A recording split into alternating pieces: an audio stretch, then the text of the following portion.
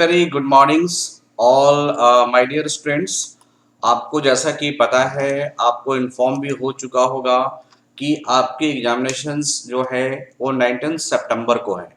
तो क्या आपने एग्जामिनेशन की तैयारी कर ली है?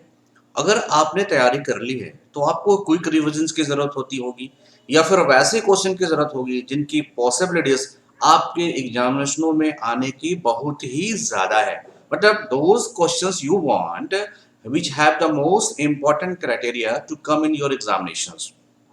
तो ऐसे क्वेश्चन के सिलेक्शंस को लेकर आपका ट्रिपल ए स्मार्ट इंस्टीट्यूट आ चुका है। Myself Ajit Mehta sir, I am the one of the teachers और one of the managing authorities of the triple A smart institute. तो मैंने अपने विवेक के आधार पर कुछ क्वेश्चनों को सेलेक्ट किया है। शायद इनमें से आपका 4, 5, 10, 20 क्वेश्चंस आपके एग्जामिनेशनों में आ जाए।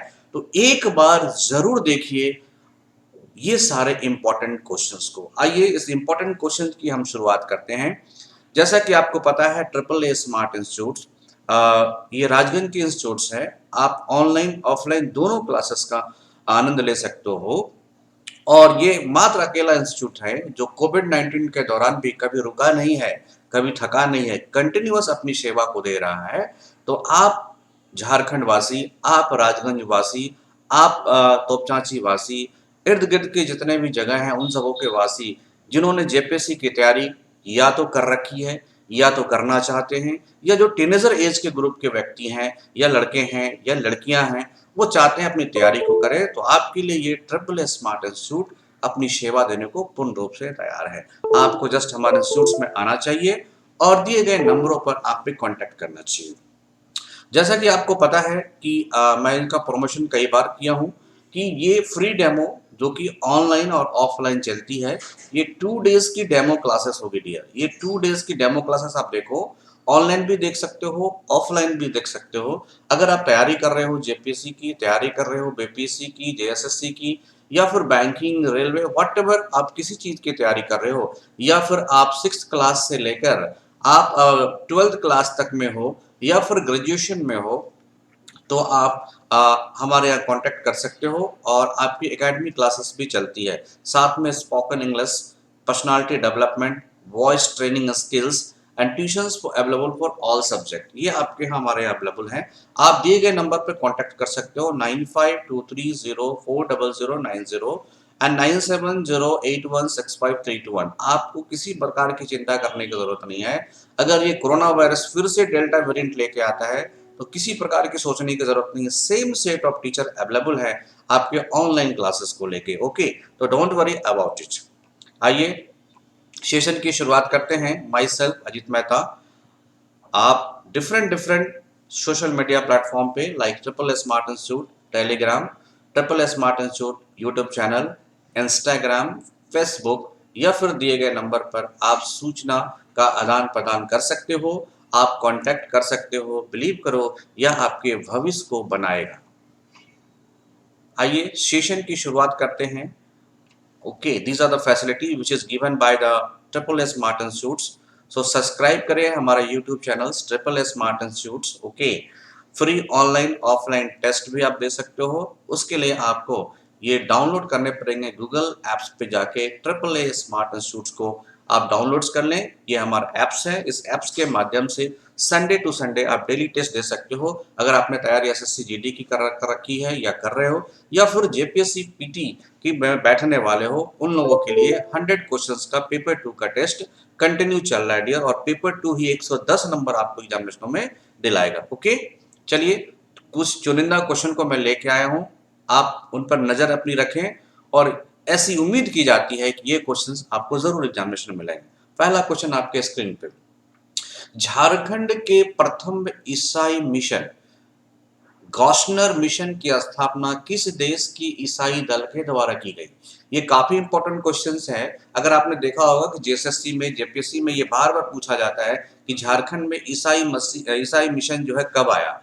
तो ये क्वेश्चन तो यहाँ से आपको ऑलरेडी दिख गया कि ईसाई मिशन जो है जो झारखंड में है वो पहला कौन मिशन था, तो आप बोलोगे गॉस्नर मिशन। अब किस देश की अगुवाई में इस दल का निर्माण किया गया था कि झारखंड में अपने धर्म का प्रचार प्रसार करना है, तो आंसर होगा डियर जर्मनी। ओके, जर्मनी के द्वारा गॉस्नर मिशन की स्थापना की गई। किसके लिए? तो झारखंड के लिए। आइए, झारखंड में प्रथम ईसाई मिशन कब पहुंचा? आपको पता होगा डियर, यह ईसाई मिशन रांची पहुंचा था। और ये कब पहुंचा? ये आंसर होगा 2 अक्टूबर 1845। याद रखिएगा डियर, ये डेट काफी इंपॉर्टेंट है। और अभी तक अगर झारखंड में एग्जामिनेशन 20 हुए होंगे तो 10 में ये जरूर पूछा हुआ है कि 2 अक्टूबर 1845 को जो आपके पास गॉस्नर मिशन है या ईसाई मिशनरी है वो आया था रांची के अंदर। झारखंड में प्रथम ईसाई मिशन, देखो क्वेश्चन भी आ गया, कहाँ आया था?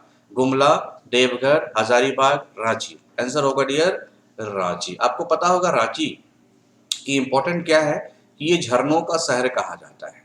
क्या कहा जाता है डियर? तो झरनों का शहर कहा जाता है।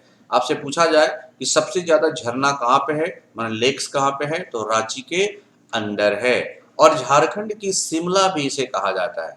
झारखंड का शिमला भी रांची को ही कहा जाता है। और सर्वाधिक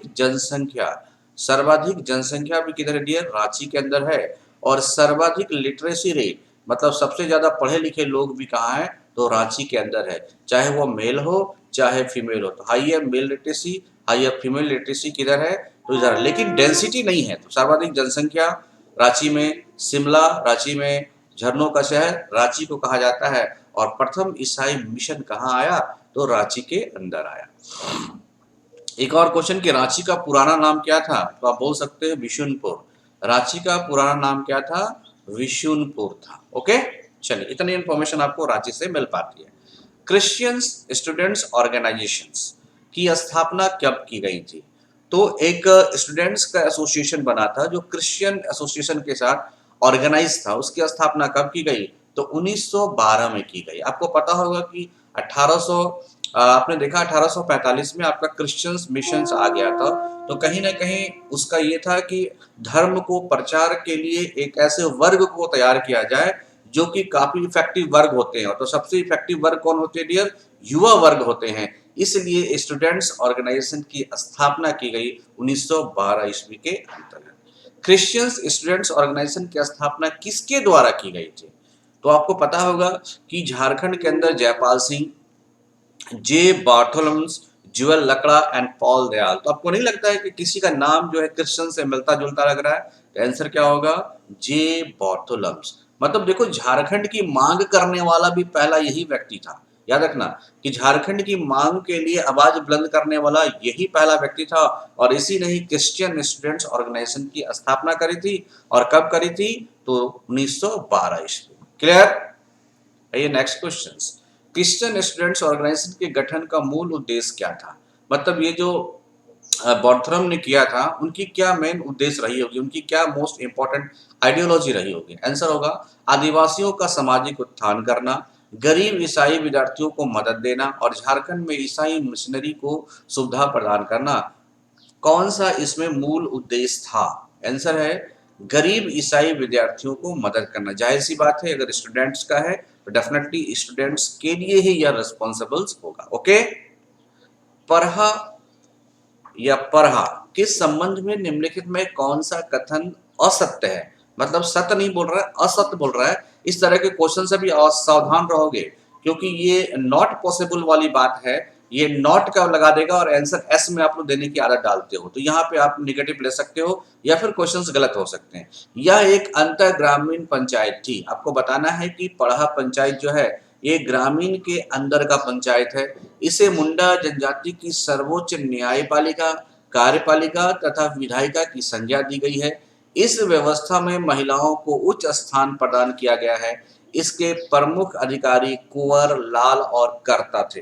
ये आपको बताने हैं। आंसर हो गया, इनके प्रमुख अधिकारी कुंवर, लाल तथा कर्ता थे। ये बिल्कुल ही गलत है। यह इस व्यवस्था के अंतर्गत नहीं आते हैं। ये पढ़ा पंचायत शासन व्यवस्था के अंतर्गत नहीं आते। ये देखो, ये गांव का एक पढ़ा पंचायत होता है। ये आपका उड़ाव जनजाति है ना, उड़ाव जनजाति की जो पंचायत व्यवस्था है इसको आप लोग पढ़ा पंचायत कहते हैं। और उड़ाव जनजाति की जो आप देख रहे हो कि इसका हेड होता है, उसको हम लोग क्या कहते हैं? महतो कहते हैं। क्या कहते हैं? महतो कहते हैं। और महतो जो है, महतो का सपोर्ट करने के लिए कौन आते हैं? तो मांझी आते हैं। करेक्ट, कौन आते हैं? तो मांझी आते हैं। तो इनके प्रमुख अधिकारी कुंवर, लाल तथा करता हैं, ये बिल्कुल ही गलत है। बाकी यह एक अंतरग्रामीय पंचायत है, बिल्कुल सही। इसे मुंडा जनजाति की सर्वोच्च कहा जाता है, बिल्कुल सही। मुंडा का भी होता है डियर और उड़ाव का भी होता है, क्लियर। तो उड़ाव में आप देखोगे तो महतो का होता है और इसे क्या कहता है, मांझी कहा जाता है, क्लियर। नेक्स्ट, पढ़ा पंचायत स्थल को क्या कहा जाता है। देखिए जो पढ़ा पंचायत होता है मतलब कई गांवों को मिलाकर जब पंचायत बनती है उसे पढ़ा पंचायत कहते हैं। और पढ़ा पंचायत जहां पे बैठक लगाता है उसे क्या कहा जाता है, तो अखड़ा कहा जाता है। मतलब अखड़ा को आप बोल सकते हो बैठकी। अखड़ा को क्या बोलोगे, बैठकी। ओके। नागवंशी राजाओं द्वारा मुगल शासक को दिए जाने वाले कर को क्या कहा जाता था। आपको पता है कि नागवंशी जो है प्रथम शताब्दी में ही नागवंशी था। और आपके झारखंड का पहला अगर आप बात करा जाए तो मुंडा था जिन्होंने जंगलों को साफ किया, लेकिन शासन करने वाला कौन था, तो नागवंशी था। ओके। और नागवंशी ने अपनी राजधानी कहाँ बनाई थी, सुतियांबे। कई बार क्वेश्चन पूछा जाता है नागवंशी ने अपनी पहली राजधानी कहाँ बनाई थी, सुतियांबे। बाद में इसे चूतिया में ले जाया गया था, लेकिन पहले बनाया गया था सुतियांबे। तो अब देखो नागवंशी शासक जो था मुंडा शासन व्यवस्था में अनुकूल परिवर्तन करके नागवंशी शासन व्यवस्था को लाया गया था। और वहां पे एक भू अवस्था या जो आपको कलेक्शन रेट कलेक्शन की बात आ रही थी, जो टैक्सेस कलेक्शन की बात आ रही थी, और यह टैक्स कलेक्शन करके किसको देता था, तो मुगलों को देता था। और जब देता था उसे नजराना कहा जाता था, लेकिन जब इसे लेता था तो उसका नाम क्या था, तो मालगुजारी। क्या नाम था, मालगुजारी, ठीक है। तो मालगुजारी नाम से उसे टैक्स लिया जाता था। मानकी लोगों को नागवंशी शासकों द्वारा किस नाम से जाना जाता था। जो मानकी होता था, मुंडा मानकी शासन व्यवस्था, तो जो मानकी होता था, मानकीय प्रधान होता था, उस प्रधान को नागवंशी लोग क्या कहते थे, उस प्रधान को नागवंशी लोग भूइहर कहते थे। भूइहर मतलब भूमिहार कह सकते हो, भूइहर मतलब जिसका भूमि हो। तो भूमि वाला व्यक्ति या भूमि का मालिक आप कह सकते हो, नागवंशी शासन व्यवस्था के दौरान कौन होता था, तो मानकी होता था। और मानकी को क्या कहा जाता था, तो भूइहर कहा जाता था। ओके। नेक्स्ट, नागवंशी शासन व्यवस्था का प्रारंभ हुआ, मैंने अभी जस्ट चर्चा की है, इसका प्रारंभ प्रथम शताब्दी में हुआ। पढ़ा पंचायत शासन व्यवस्था का संबंध किस जनजाति से है, तो आपको मैंने बता दिया, अभी जस्ट बताया था कि पढ़ा पंचायत शासन व्यवस्था का संबंध किससे है, तो उड़ाव से है। तो उड़ाव जनजाति की अपनी एक शासन व्यवस्था होती है, जिसका जो मालिक होता है, हेड होता है, उसे क्या कहते हैं, प्रत्येक गांव का एक प्रधान होता है या व्यवस्थापक होता है, जिसे हम लोग महतो कहते हैं। और महतो को सपोर्ट देने के लिए कौन आता है, तो मांझी आता है। ओके। और ये जो थे कई गांव मतलब 5 से लेकर 20 गांव तक मिलाकर एक अलग पंचायत बनाया जाता है, जिसे आप क्या कहते हैं, तो पढ़ा पंचायत कहते हैं। क्या कहते हैं, तो पढ़ा पंचायत कहा जाता है। ओके। मतलब आप लोकल गांव के मामले अगर लोकल व्यवस्था में नहीं ठीक होते हैं तो कई गांवों को मिलाकर इसे ठीक किया जाता है, उसके शासन को, उसे हम लोग पढ़ा पंचायत कहते हैं। उड़ाव जनजाति में ग्राम प्रधान को क्या कहा जाता है। उड़ाव जाति में जो गांव का प्रधान होता है उसे क्या कहा जाता है, अब अभी जस्ट कहा मैंने, महतो कहते हैं। क्या कहते हैं, महतो। अगर ये गांव है तो गांव का कोई ना कोई प्रधान होगा, क्योंकि जनजाति की अपनी क्या शासन व्यवस्था होती थी। तो इसका जो हेड था वो कौन था, महतो। उस गांव का प्रधान या गांव का मुखिया जिसको कह सकते हो वो कौन था, तो महतो था। किसका, उड़ाव जनजाति का। और उड़ाव जनजाति की शासन व्यवस्था पढ़ा पंचायत शासन व्यवस्था कहा जाता है। और उड़ाव डियर झारखंड की दूसरी सबसे बड़ी जनजाति है। तो पहली कौन है, संथाल। पढ़ा पंचायत शासन व्यवस्था में महतो के संबंध में निम्नलिखित में कौन सा कथन असत्य है। यह गांव का प्रधान होता है, आपने देखा। यह गांव के स्तर के मामलों का निपटारा करता है, आपने देखा। महतो के पास प्रशासनिक न्यायिक दोनों प्रकार के अधिकार होते थे। तो आप देख रहे हो कि मुझे तो लग रहा है कि ये सारे ओके हैं। अगर ओके हैं इसका मतलब आप कोई भी गलत नहीं है, इसलिए उपरोक्त सभी कथन क्या है, सत्य है। यह गांव का प्रधान होता है, गांव के मामलों का निपटारा करता है, यह न्यायिक और प्रशासनिक दोनों तरह के अधिकारी होते हैं। मांझी परगना शासन व्यवस्था का संबंध निम्नलिखित में से किस जनजाति से है। आप फटाफट चैनल को सब्सक्राइब भी करना dear, triple A smart institute YouTube पे, ताकि आपको समय सब इन्फॉर्मेशन मिलता रहे। और फ्री टेस्ट के लिए आप ऐप्स को डाउनलोड जरूर करोगे। ओके। तो संथाली परगना या मांझी परगना शासन व्यवस्था के संबंध में किस जाति से संबंध है, मतलब किस जाति की शासन व्यवस्था को मांझी परगना शासन व्यवस्था कहा जाता है, तो संथाल। जिस तरह से आपने देखा उड़ाव में कौन होता है, तो महतो, और यहाँ पे कौन होता है, तो मांझी होता है, जो गांव का प्रधान होता है। और यह पद जो होता है वंशानुगत होता है, वंशानुगत होता है, मतलब वंश के आधार पर मांझी का बेटा मांझी। संथालों द्वारा निम्नलिखित में से किस जनजाति से मांझी परगना शासन व्यवस्था को ग्रहण किया। ये जो संथाल है, जो झारखंड की सबसे बड़ी जनजाति है, यह संथाल जनजातियों ने किस जनजाति से इस शासन व्यवस्था को सीखा है, तो ये होगा डियर सौरिया पहाड़िया। ये सौरिया पहाड़िया प्रिमिटिव ट्राइब्स है, इससे ही इन्होंने इस शासन व्यवस्था को सीखा है। मांझी परगना शासन व्यवस्था में ग्राम पंचायत का प्रधान क्या कहलाता है, तो मांझी परगना शासन व्यवस्था में ग्राम पंचायत का प्रधान कौन होगा, मांझी होगा।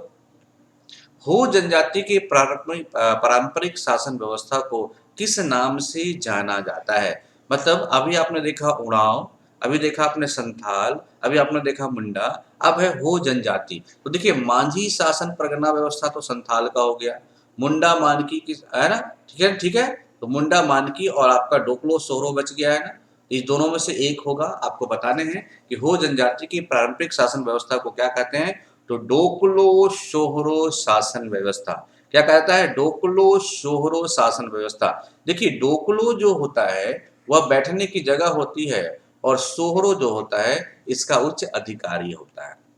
निम्नलिखित में किस शासन व्यवस्था को भारत की प्रथम गणतांत्रिक व्यवस्था के रूप में जाना जाता है। ये क्वेश्चन काफी इंपॉर्टेंट है। देखिए शासन व्यवस्था से आपके सवाल रहेंगे, और इससे 5 सवाल रहेंगे डियर एक। तो निम्नलिखित किस शासन व्यवस्था को भारत की प्रथम गणतांत्रिक व्यवस्था के रूप में जाना जाता है, डोकलो सोहरो, मांझी परगना, मुंडा मानकी और नागवंशी। तो देखिए डोकलो सोहरो, मांझी संथाल का हो गया, मुंडा मानकी उड़ाव और हो, क्लियर है इस तरह से। तो आप देखोगे तो मुंडा मानकी शासन व्यवस्था बेसिकली भारत की प्रथम गणतांत्रिक शासन व्यवस्थाओं में शामिल है।